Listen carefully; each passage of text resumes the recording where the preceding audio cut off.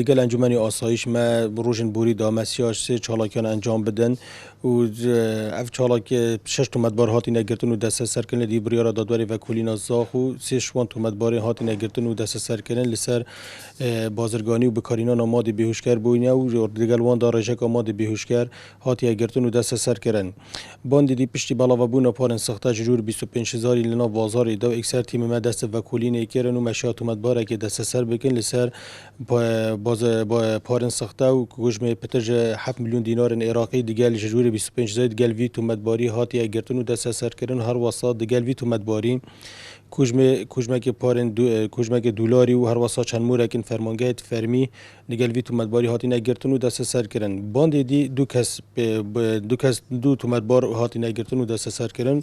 لگور یاسا بازرگانی کردن اندام لش مروی سرداری گلوان هر دو تومتبارا هاتی کردن اف واند اف هر دو تومتبارا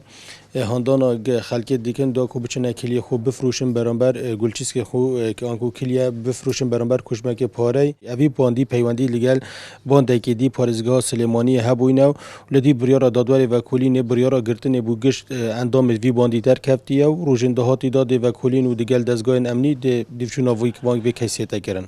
لسنور زاخو نزدیک 10 کس سالا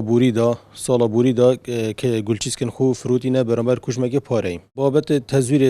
باند کیل زاخو تا دست سر کردن سال 2022 ده و باند بازرگانی کردن اندام لش مروی باند کیه بالا باند بهوشگر پیشتر که ما کانال راگهاند بویم دو باند دیگه دست سر کردن 2022